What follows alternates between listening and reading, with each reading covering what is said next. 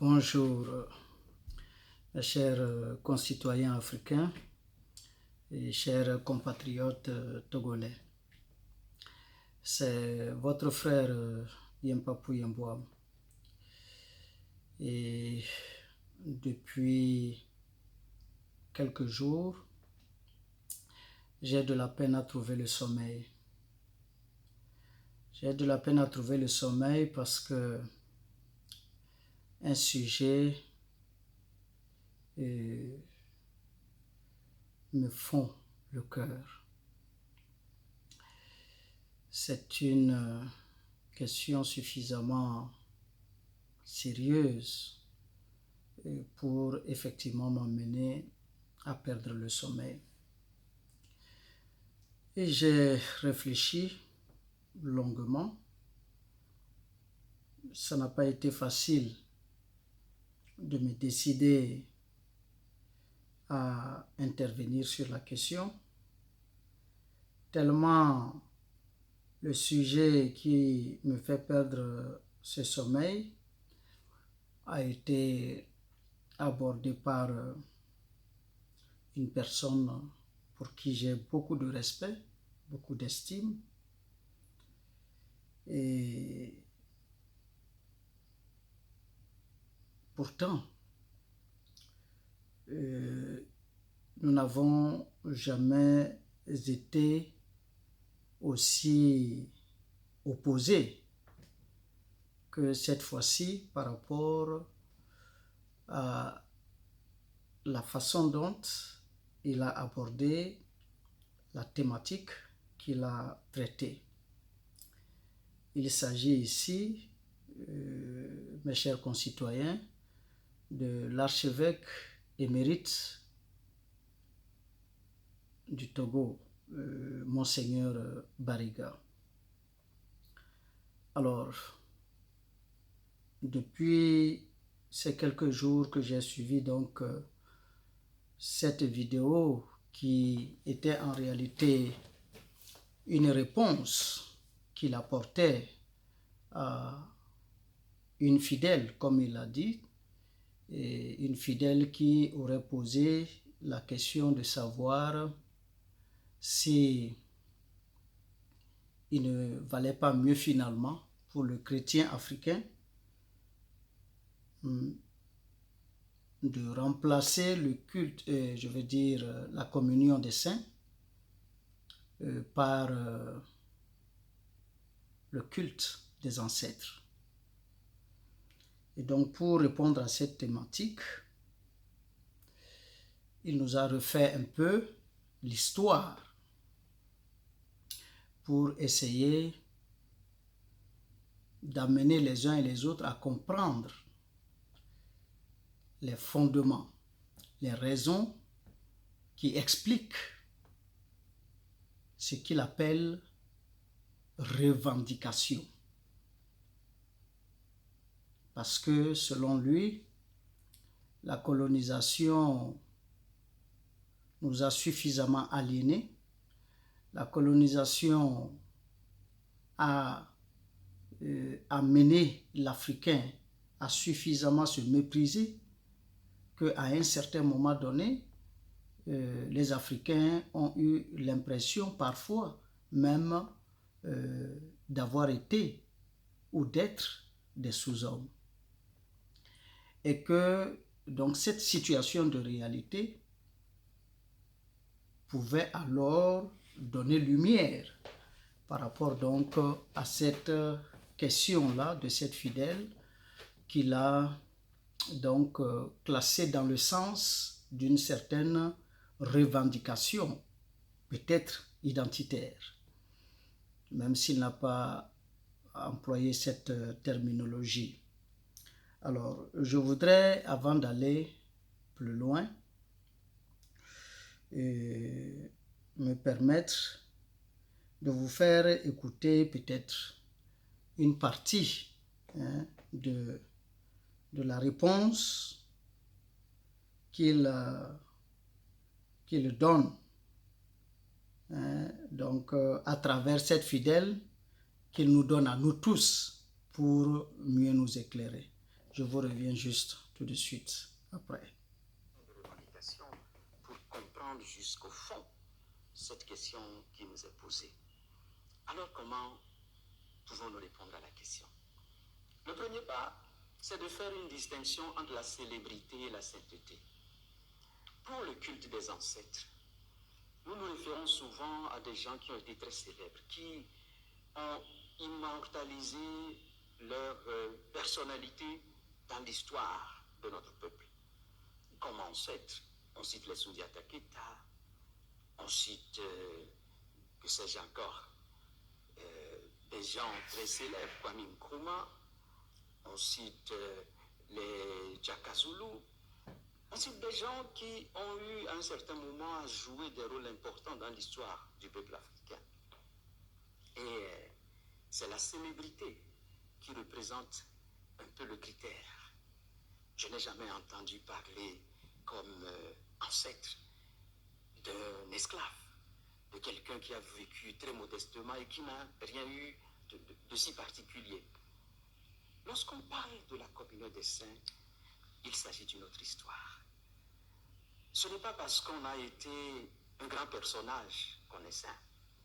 Ce n'est pas parce qu'on a été un roi ou un prince qu'on est saint.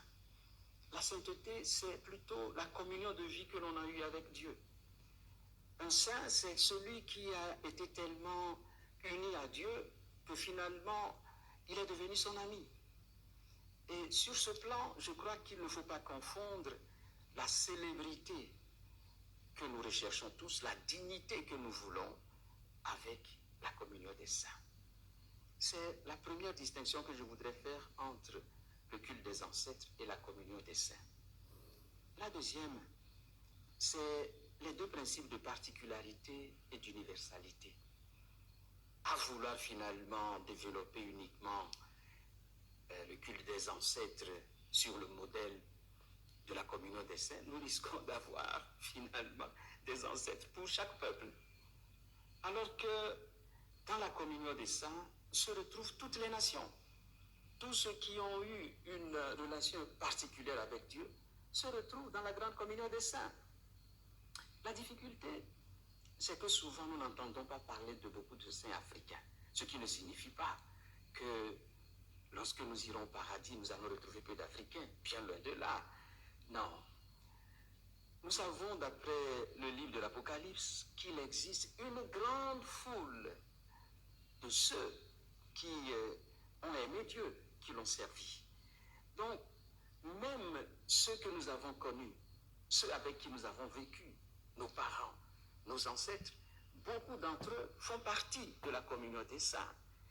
Et donc, il ne faut pas penser en des termes d'exclusion. Non, nous faisons partie de la communion.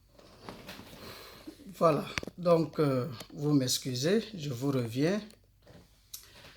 Et donc, selon Monseigneur Bariga, il a demandé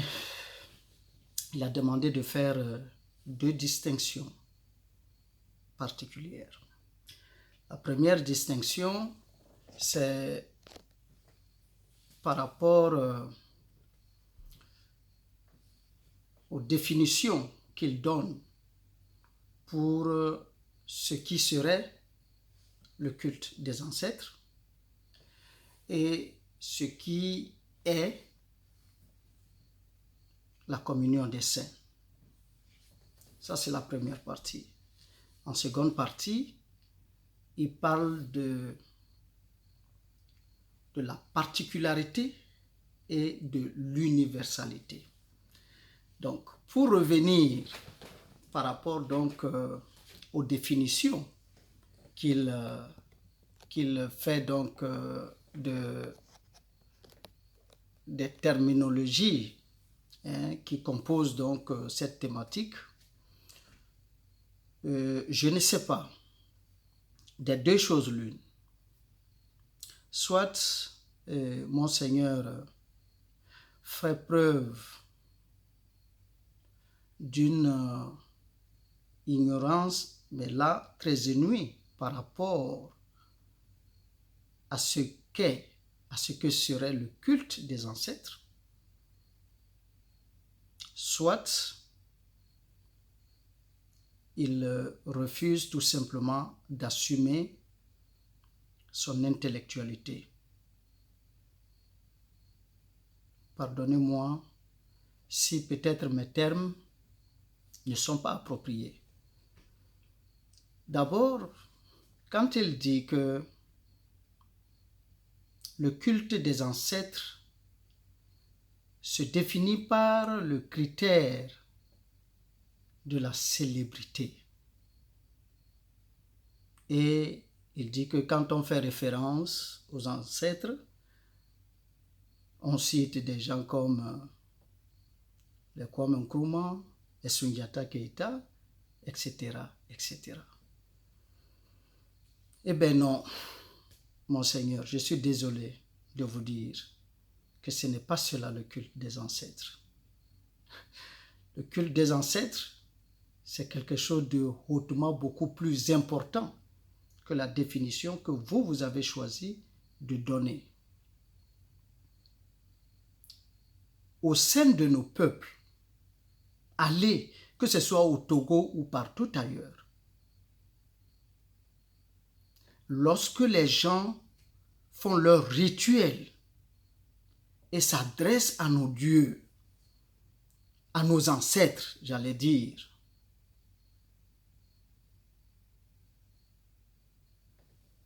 pendant nos requêtes, nos demandes, nos prières,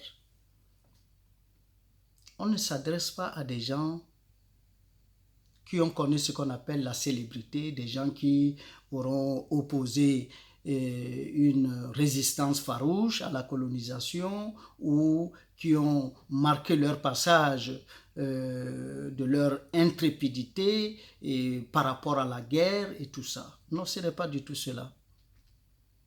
Les ancêtres qu'on invoque, les ancêtres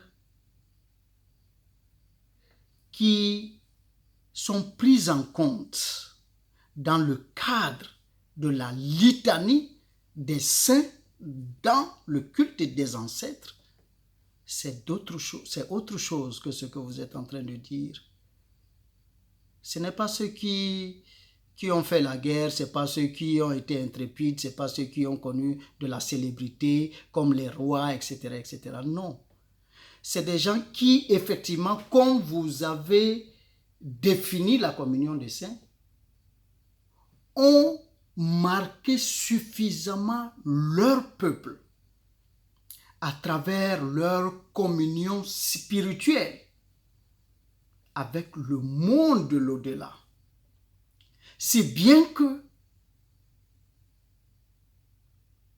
comme Jésus lui-même l'avait dit, sa volonté est la volonté du Père. De façon à ce que, effectivement, leur demande était exaucée. Quand ils demandaient la pluie venait immédiatement. Quand ils demandaient la guérison venait immédiatement. C'est des gens qui se sont mis au service de leur peuple. C'est pour ça que ce n'est pas n'importe qui qu'on invoque dans le culte des ancêtres en Afrique. Ce n'est pas les Soundiata Keïta. Allez-y au Mali et partout et demandez humblement à savoir quel peuple invoque Soundiata Keïta comme en réalité étant cet ancêtre-là qui doit transmettre les doléances, les demandes du peuple à Dieu. Ce n'est pas comme ça que ça se passe. C'est une question de spiritualité.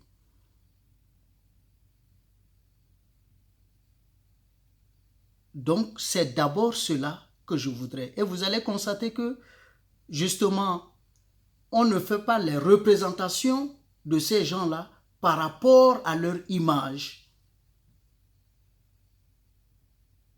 Nous avons de multiples façons de représenter les entités spirituelles de nos ancêtres qui font intercession entre Dieu et les hommes. Malheureusement, j'ai attendu pendant longtemps pour que ce soit des spécialistes qui ait à répondre de cette question, que ce soit de grands historiens qui aient à répondre. Mais je vois que jusqu'ici, aucune réponse ne profile à l'horizon. Alors, mon intervention a pour objet de lancer le débat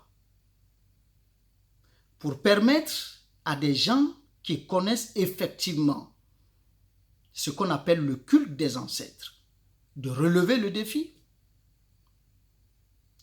ou alors de permettre à Monseigneur de revenir peut-être avec une autre vidéo pour mieux expliquer aux Africains ce que c'est que le culte des ancêtres. Parce que les Africains ont suffisamment souffert de l'ignorance. On nous a suffisamment lavé les cerveaux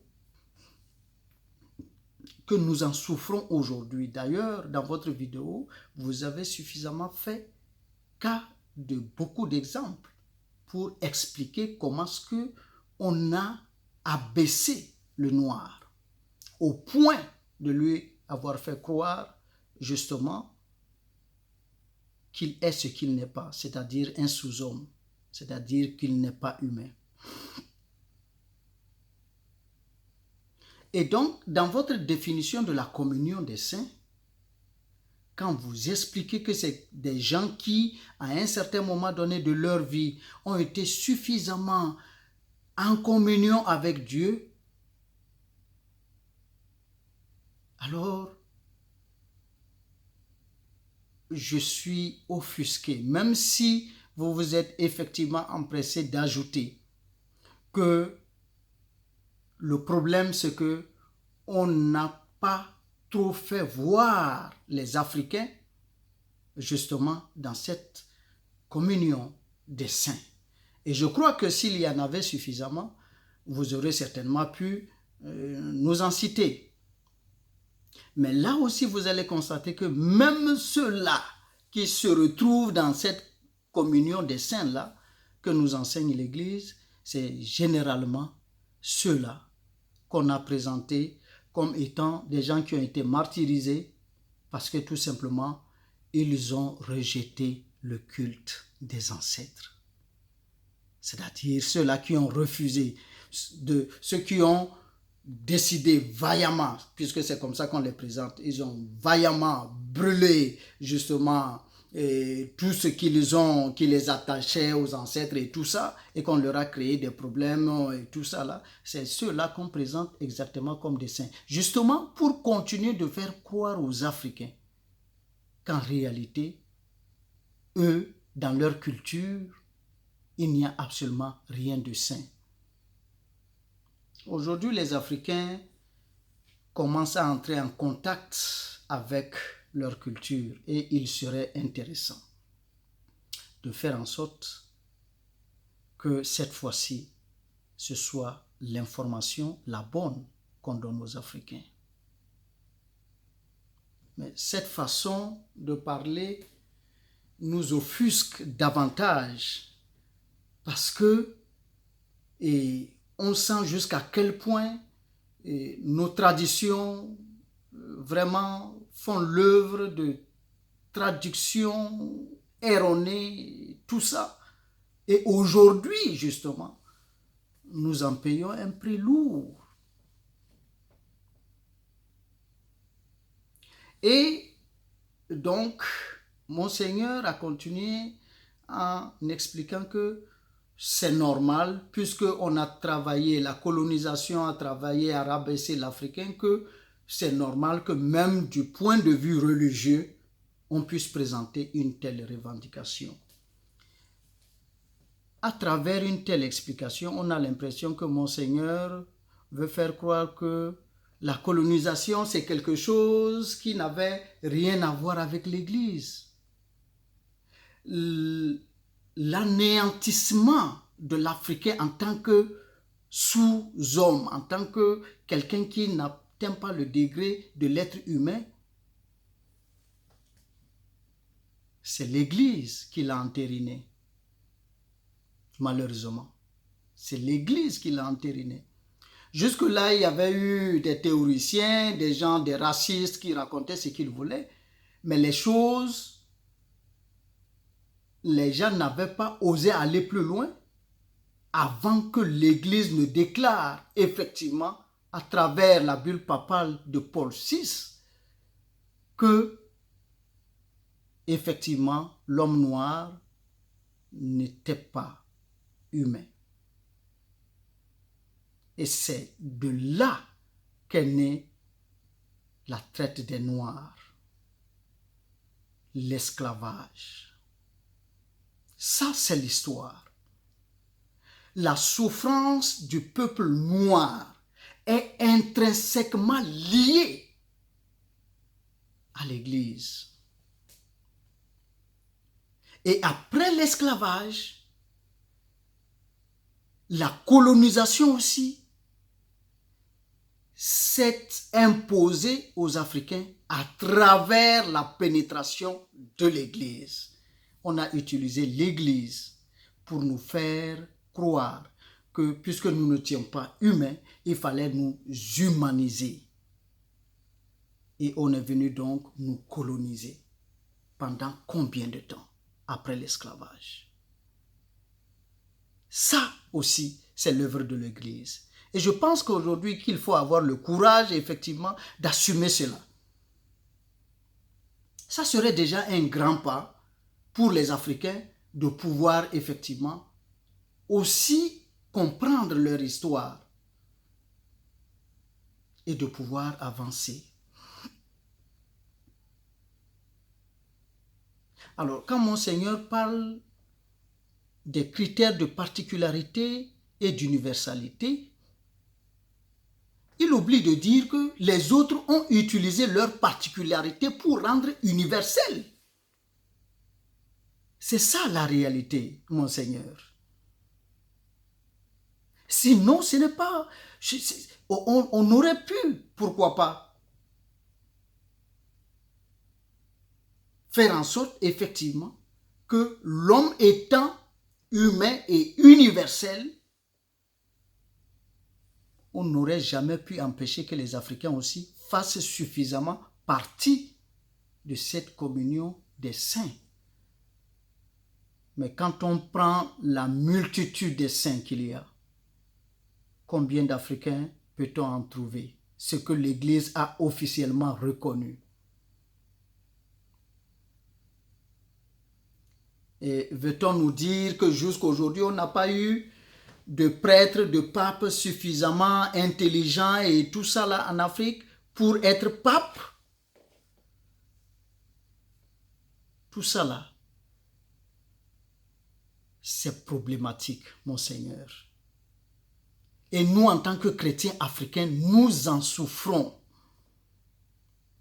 À tel point qu'aujourd'hui, lorsqu'on découvre l'histoire de l'Église, on se demande si jamais il y a jamais eu quelque chose de saint après Jésus et ses propres disciples. Parce que même cette Église-là dans laquelle nous vivons, justement, c'est ceux qui n'avaient rien à voir avec l'Église. Ceux-là qui ont tué Jésus et qui ont poursuivi ses disciples à travers le monde entier, qui les a exterminés. Ce sont eux qui ont installé l'Église. Et à tel enseigne que jusqu'à aujourd'hui, le Vatican continue d'être un lieu de crime organisé, su par la principauté. Il y a suffisamment de documentaires aujourd'hui. Si il faut citer seulement le cas de Orlandi, cette petite de 15 ans, par rapport auquel crime l'Église reste silencieuse jusqu'à aujourd'hui. Aujourd'hui, les chrétiens africains que nous sommes, nous nous posons la question vraiment de savoir si effectivement il n'y a jamais eu quelque chose de saint dans notre Église. Ceux-là qui ont pris des décrets, ceux qui ont pris des trucs pour toujours nous maintenir Dans cette situation, nous, en tant qu'Africains, c'est devant eux-là que nous nous agenouillons pour prier, pour demander tout ce que nous voulons. Et ensuite, si je posais la question de savoir comment des prières comme le Notre Père, le Je vous salue Marie et tous ces blablabla là qui meublent effectivement la Bible, ces prières-là ont été retrouvées dans les tombeaux profanés de nos rois égyptiens. À un moment même où l'Église n'avait pas encore existé. Mais ces prières-là déjà existaient. Ça, c'est des questions qu'aujourd'hui les Africains découvrent. Et on sent que l'Église a tout fait pour nous cacher des choses, comme elle le fait aujourd'hui sur beaucoup d'autres questions. Aujourd'hui, la pédophilie, c'est dans l'Église. Aujourd'hui, quand on parle comme ça, on va vous dire non, partout il y a des brebis galeuses. Non, c'est un système organisé. On ne parle pas de quelque chose d'isolé. On ne parle pas de cas isolés de gens. Non, c'est un système suffisamment organisé. Mais regardez le récent voyage du pape au Canada qui est allé pour demander pardon par rapport aux enfants indiens. Des milliers, il s'agit des milliers d'enfants qui ont été arrachés à leur famille sous prétexte pour tuer l'Indien en eux. C'est-à-dire, parce qu'on considérait les Indiens, qui sont une partie des Noirs, comme des brutes, des gens qui ne sont pas des hommes, et il fallait les humaniser aussi. Et aujourd'hui, on découvre même ces églises-là qui sont construites sur les tombes de ces enfants-là. On en a tué des milliers. Mais ce sont ces gens-là qui viennent nous donner les communions à l'église. Ce sont ces gens-là qui viennent nous raconter n'importe quoi. Des trucs à rêver debout, à dormir debout. Mon Seigneur, aujourd'hui, ne serait-ce que pour la guerre en Ukraine, on a constaté que l'Église est au service, tout simplement, des politiques. Il n'y a que l'Afrique seule qui n'a pas encore compris ça. Quelle est la contribution de l'Église pour l'émancipation du peuple noir?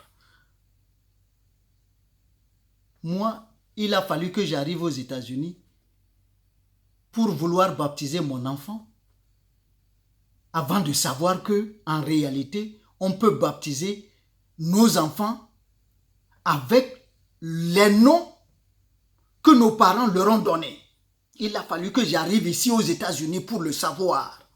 En Afrique, si vous voulez vous baptiser, vous êtes obligé de troquer votre Yempapou, votre Tilat, votre Nyampoua, Nyanleng et tout ça là, par Rosine, Rodolphe, etc., etc. Jean-Paul, etc., etc. L'Église en Afrique continue même après l'esclavage, après la traite des Noirs, après la colonisation, continue de mettre toujours dans la tête du Noir que nos ancêtres n'ont jamais rien eu de bon. C'est ça la réalité. Et tant que nous n'allons pas changer de discours dans ce sens-là, ça ne marchera pas.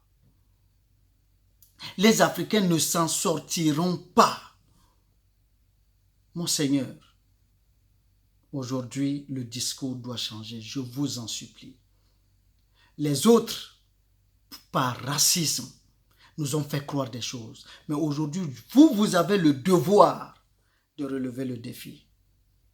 Nous ne demandons pas de renoncer à l'Église. D'ailleurs, si on doit faire des études approfondies, moi je pourrais dire, on pourrait parvenir à des conclusions selon lesquelles peut-être que l'Afrique est l'origine de l'Église. Puisque comme je vous l'ai dit, dans les tombes de nos pharaons, qui ont vécu des milliers d'années avant Jésus-Christ, on a trouvé tous les récits des prières de notre Père, de Je vous salue Marie, c'est-à-dire leur authenticité. Même le récit sur l'enfantement de Jésus, c'est dans les tombes de nos pharaons. Comment expliquez-vous cela? Ça veut dire effectivement qu'à un certain moment donné, on a fait quelque chose. On a transformé des lieux, on a transformé des noms, etc. Aujourd'hui, l'Église nous doit au moins ça. L'Église ne peut pas continuer de vouloir nous faire croire qu'en Afrique, nous voulons prier des célébrités et non des gens qui ont été en communion avec Dieu. Il n'y a jamais eu d'aussi humain que l'Africain. D'ailleurs, c'est le seul peuple que Dieu a jamais créé. C'est le seul peuple, je vais dire, que Dieu a créé.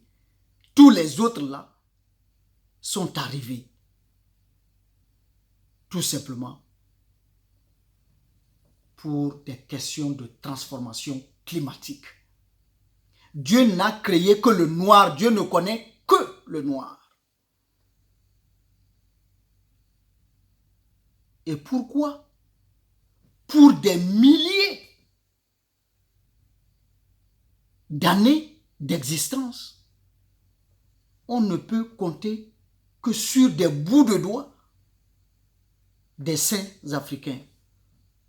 Et pourtant, quand on fait le ratio aujourd'hui des prêtres, des frères, des sœurs et tout ça, mais le continent a le monopole de tout ça. Ici aux États-Unis, en Europe, il manque de prêtres. Et c'est nos frères et sœurs du pays qui viennent là pour servir. Finalement, qui connaît Dieu mieux que qui?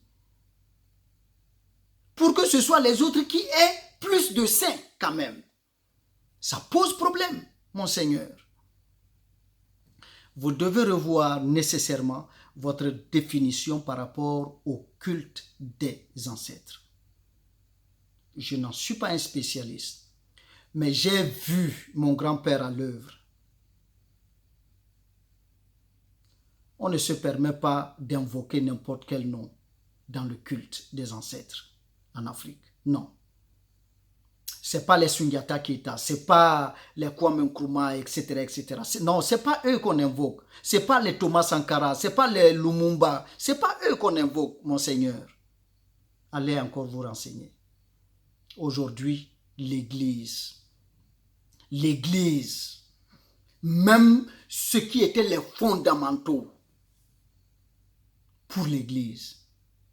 Aujourd'hui, l'Église demande qu'on accepte que les hommes se marient entre eux, que les États reconnaissent l'homosexualité. Ça, c'est le pape lui-même qui l'a dit. En demandant aux États de légiférer, de rendre légal pour protéger, parce que tous sont des enfants de Dieu. Je me demande alors, quel est ce Dieu-là que l'Église sert? Mon Seigneur, vous êtes quelqu'un que je respecte beaucoup, énormément. J'espère, pour tout ce que j'ai dit, être dans l'erreur.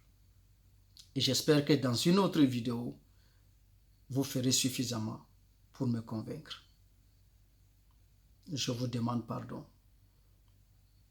Je vous demande pardon si jamais j'ai eu des propos qui sembleraient discourtois. Ce n'est pas du tout mon intention. Oui, je suis un peu frustré et un peu en colère après ce que j'ai entendu. Mais ce n'est pas un manque d'amour, mon Seigneur. Ce n'est pas un manque de respect. Je vous prie, avec toute l'Église d'Afrique, que vous ayez le courage, comme l'Église d'Ukraine l'a fait lorsque la Russie a déclaré la guerre, parce que ces deux églises-là ne font pas allégeance au pape du Vatican. Ils sont organisés entre eux. Et lorsque la guerre a éclaté, l'église d'Ukraine a aussi dit qu'elle ne reconnaissait plus celle-là de Russie. Donc, elle va aussi s'organiser pour être indépendante. Je rêve de voir ça, mon Seigneur, pour l'Afrique. Je rêve de voir enfin qu'en Afrique, l'Église sert les intérêts des Africains. On n'a pas besoin de continuer de construire les églises. On a besoin des entreprises. On a besoin des usines. Oui, vous me direz, vous n'êtes pas l'État. Mais c'est la meilleure façon d'aider les Africains à croire en Dieu, en leur donnant suffisamment de paix, en leur donnant suffisamment de dignité par rapport à ce qu'ils sont. Et pour ce que vous avez affirmé pour Frantz Fanon, je n'ai pas lu l'œuvre entièrement, mais je peux oser dire que ce que vous avez dit que Frantz Fanon avait donné comme une affirmation n'est pas une affirmation, parce que dans cette œuvre-là, Frantz Fanon pose la problématique justement de l'aliénation des Africains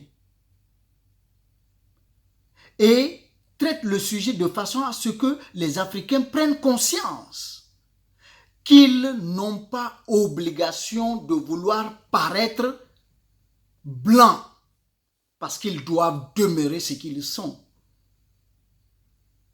Frantz Fanon n'affirmait pas quand il disait que l'avenir de l'Africain, c'est de devenir blanc. Non. C'est une problématique posée. Ce n'est pas une affirmation. Il ne convie pas les gens vers.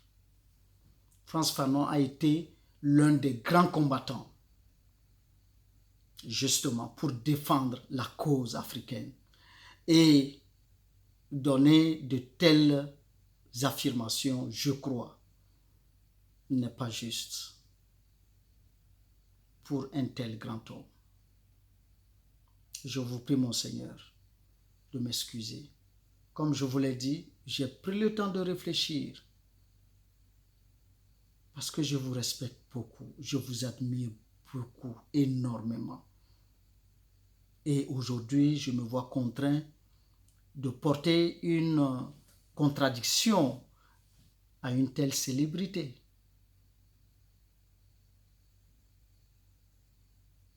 Je m'en excuse et je vous prie de mieux nous éclairer